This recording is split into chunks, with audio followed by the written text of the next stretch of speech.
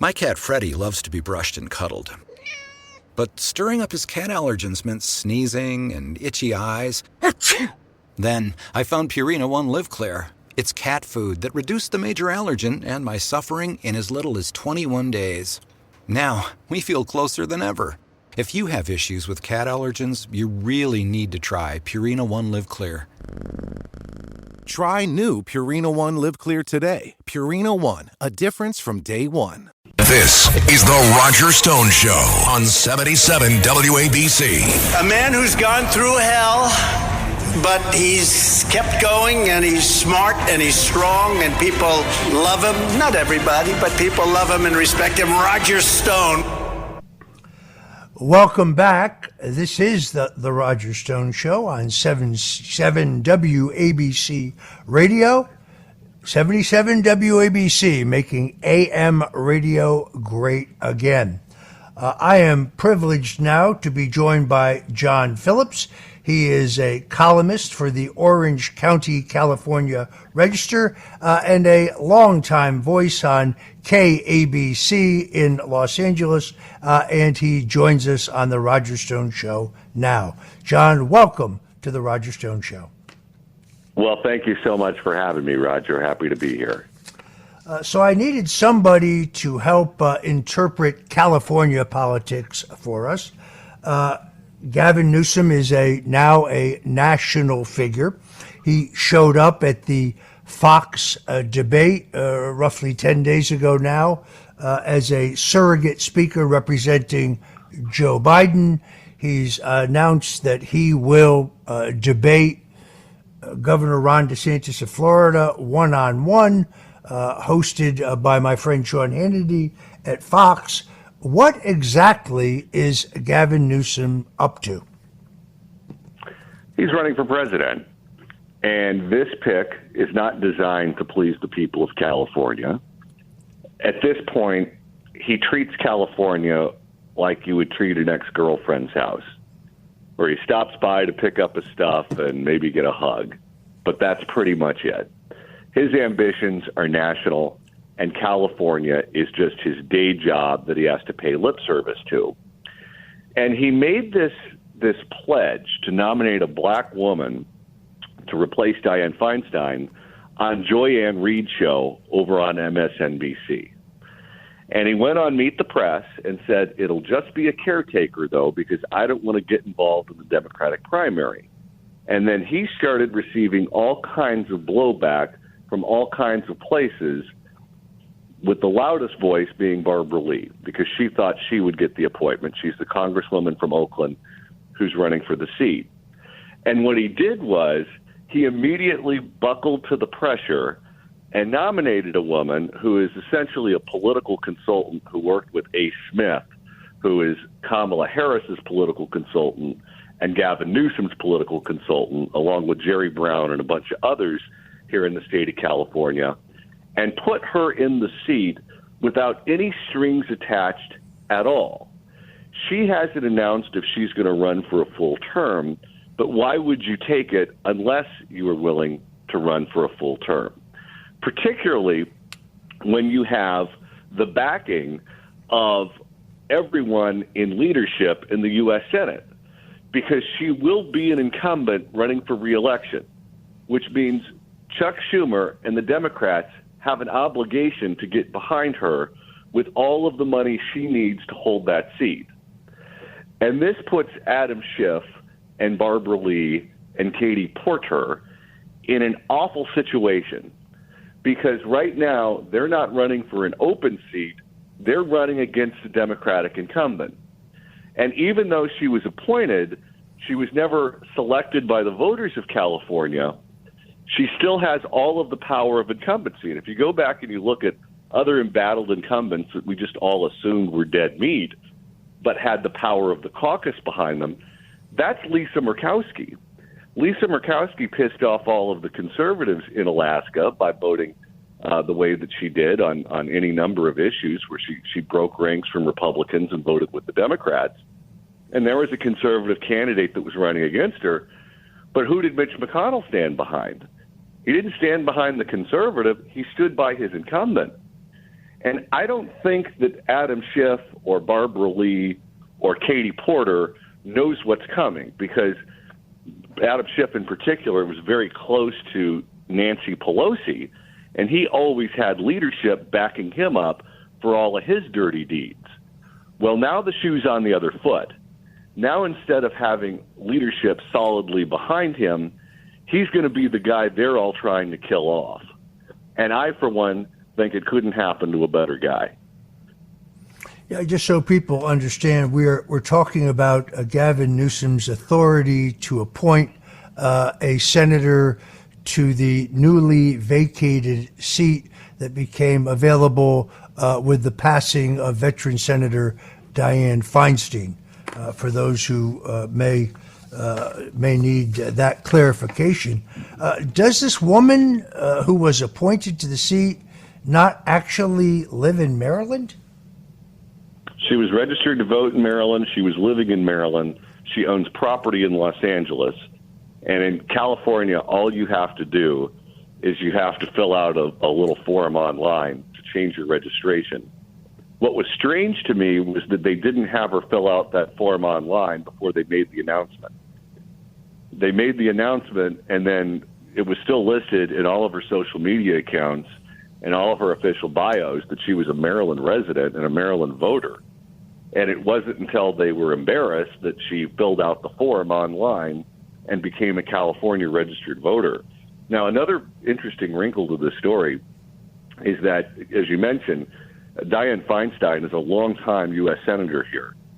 She's been in that office since 1992 and was the mayor of San Francisco before that, taking over after the assassination of George Moscone. But the obituaries and the reflection on Dianne Feinstein's life lasted exactly 2 seconds. It seems like the only people who were really upset when she died were people who had Mitch McConnell in the dead pool. Everyone else moved on immediately and wanted to talk about what would happen to that seat, who would get that seat, and how does this impact that race. Yeah, it was kind of interesting. The best kind of retrospective on her career wasn't in the LA Times or the San Francisco Chronicle. It was in the New York Post, of all places. They seem to move on very, very quickly. Can California ever become a red state again? Is that ever historically in the cards? Well, California was not only once a red state, we were a blood red state for a very long time. I mean, we gave birth to Ronald Reagan, we gave birth to Richard Nixon, we gave birth to a lot of the ideas. I mean, even the selling of Barry Goldwater started out here in California with Ronald Reagan. So it wouldn't be against our history for us to go back in that direction. I'm of the belief that politics is a pendulum and not a continuum. And you can do things like push your agenda too far. All of us see what's going on right now in the streets of San Francisco and Oakland and Los Angeles. The drug use, the crime, the filth, the dirt, no one bothering to follow any of the rules. And in San Francisco, here's a statistic for you that will blow your mind.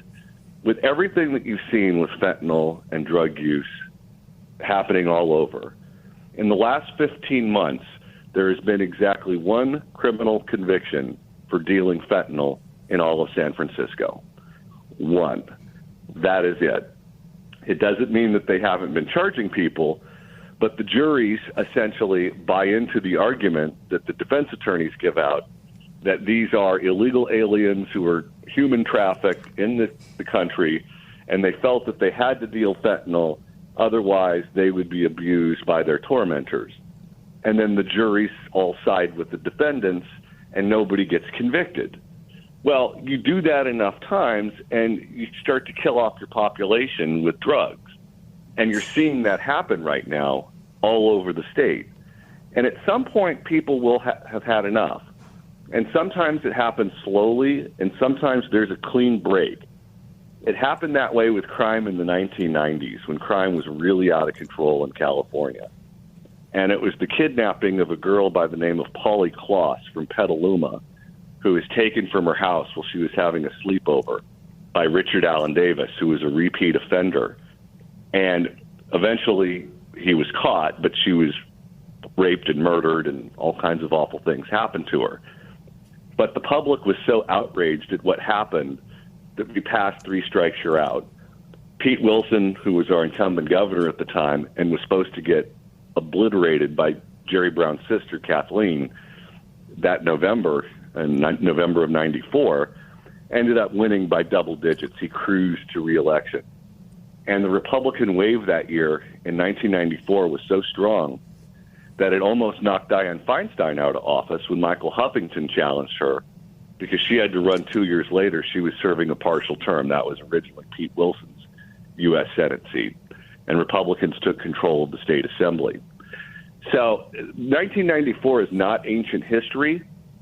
And when the public had enough, you saw a massive reaction at the ballot box. That was also the year, by the way, that voters passed Prop 187 by wide margins.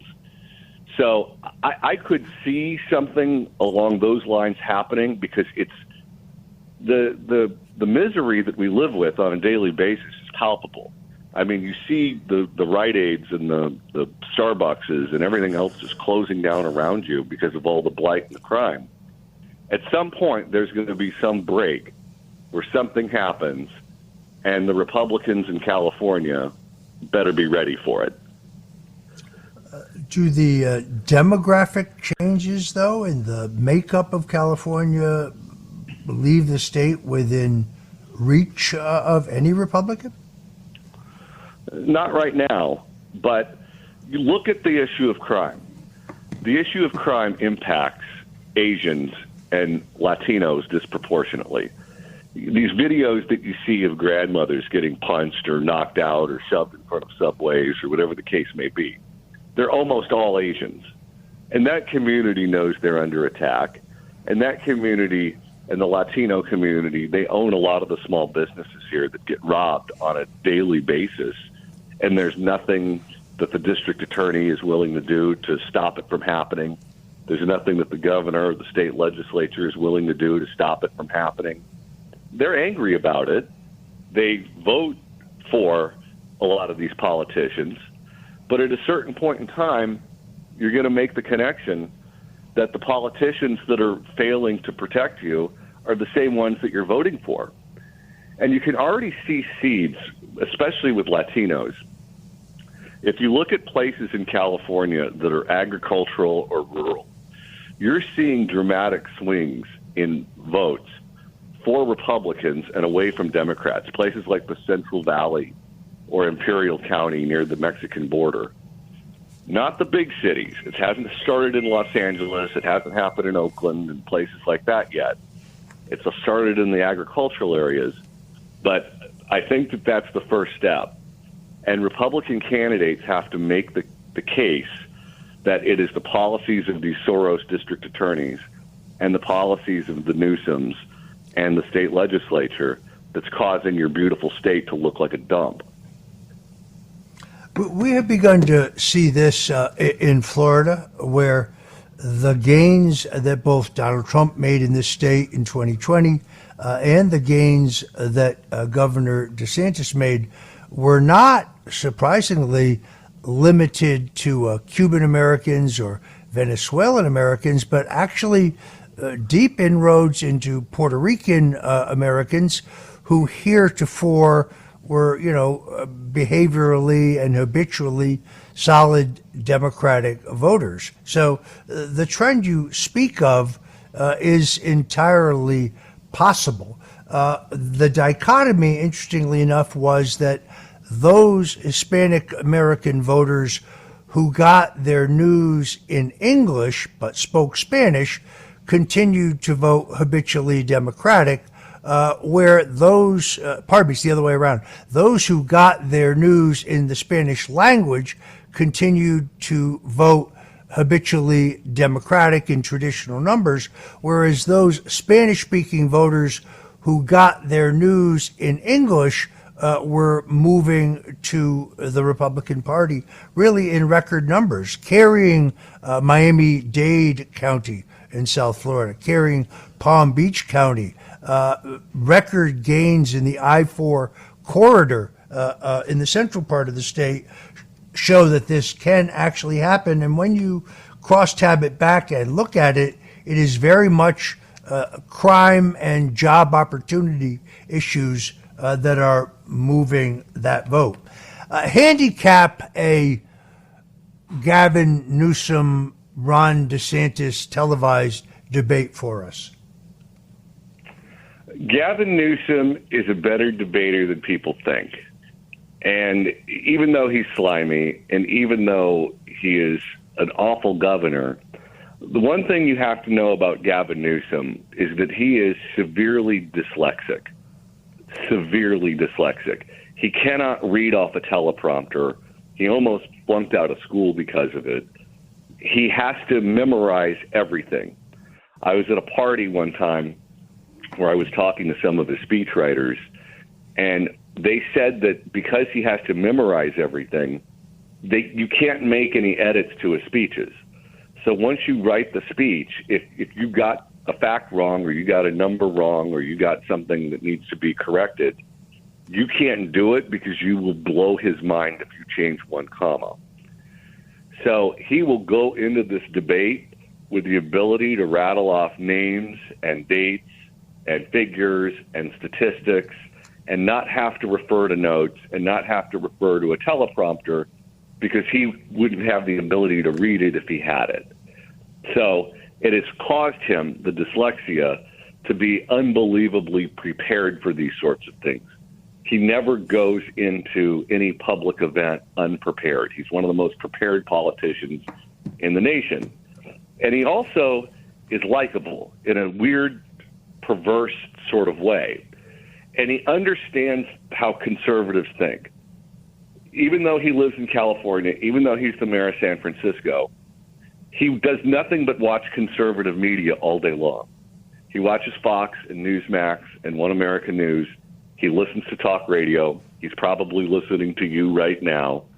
His father-in-law is a big, rich Republican businessman and donor who has given to Ron DeSantis in the past. He used to be married to Kimberly Guilfoyle, and he used to go to these Fox News parties when she was married to him and she was working in television news. So he knows Sean Hannity. He knows Jesse Waters. He knows all of these people. He's seen them in person before. He's dined with them before. He's one of the few Democrats who knows how conservatives think, and he can talk to us. He has the ability to talk to us in ways that makes him seem less scary than he actually is. And I don't know if Ron DeSantis is ready for that, but that's what's coming. This episode is brought to you by Loom by Atlassian. Are you feeling stuck at work? Get your team unstuck with Loom video messaging and move work forward. Use Loom to simultaneously record both your screen and yourself to share a quick update, provide feedback, train a colleague, and everything in between. Plus, add Loom AI to your meetings for instant written notes and recordings. Try Loom today at Loom.com. That's LOOM.com. This episode is brought to you by GMC.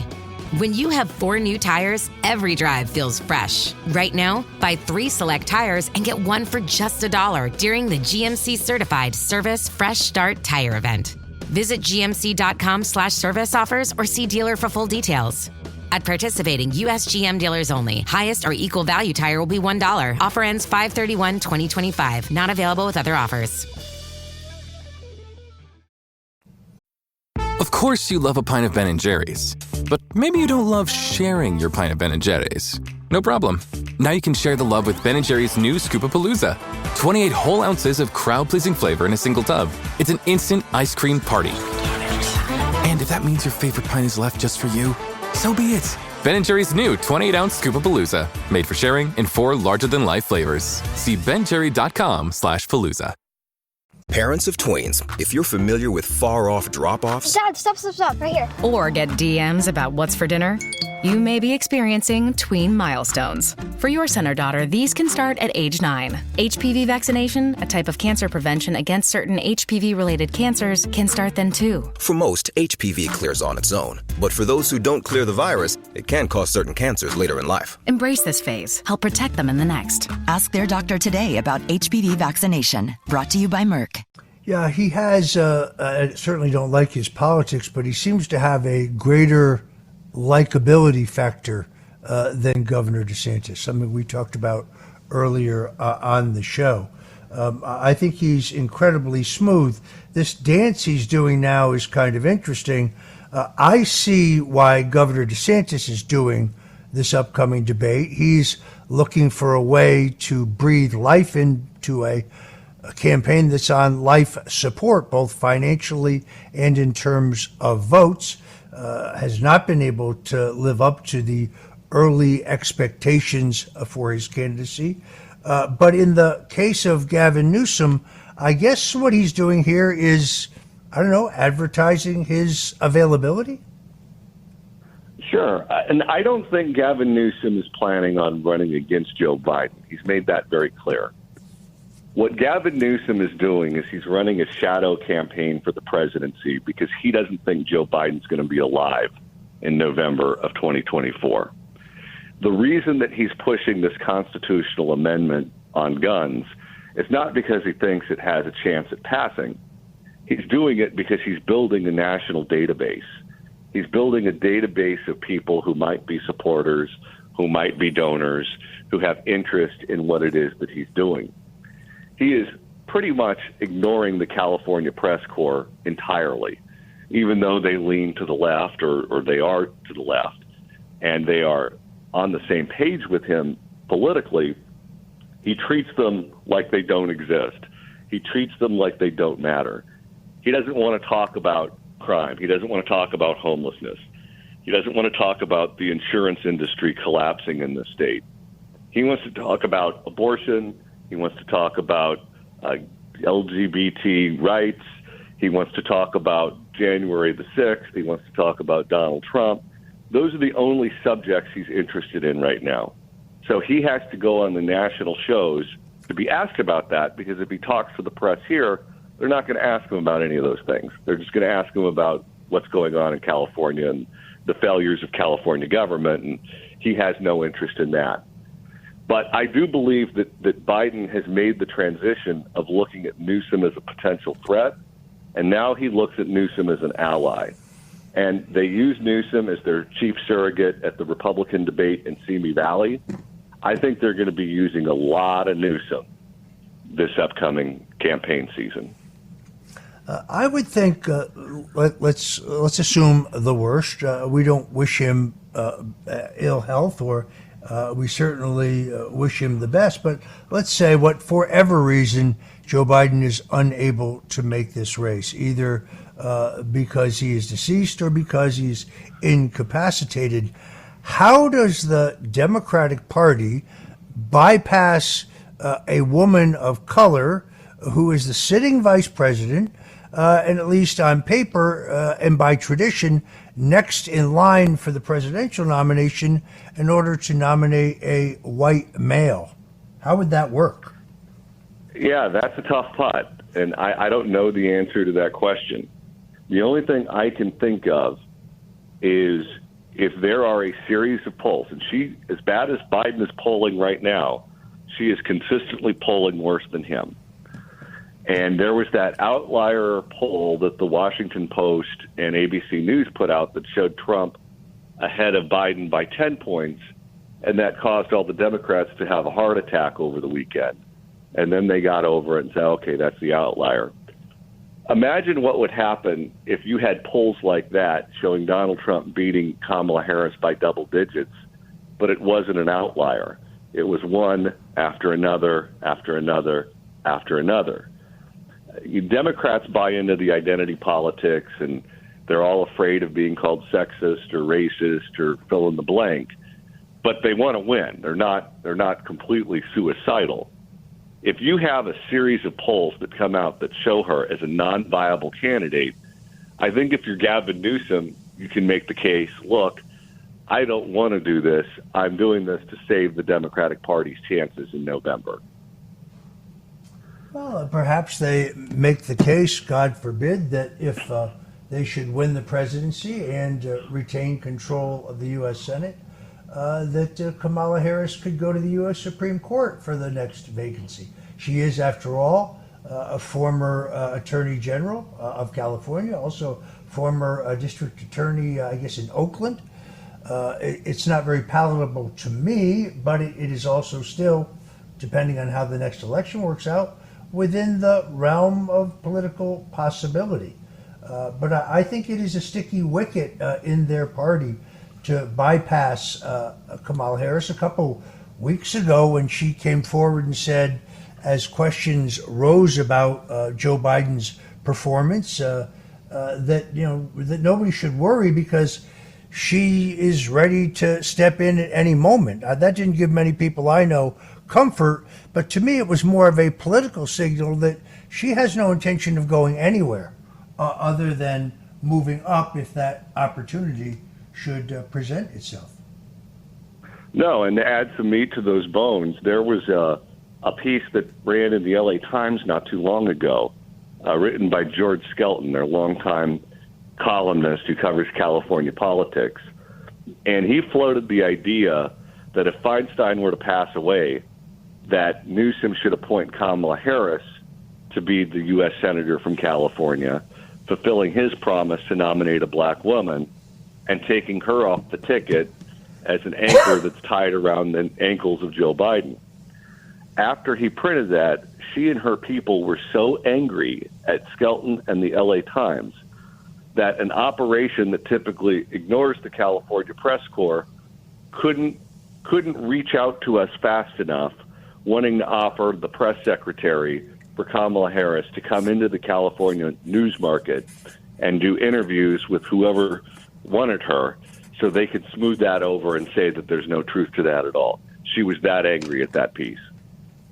Well, it didn't make any logical sense unless, of course, I guess the next step would be Joe Biden would have the ability to appoint to a vice presidential vacancy if one was created by Kamala Harris's accepting a Senate seat, which, by the way, she's already held, would have been a step backwards.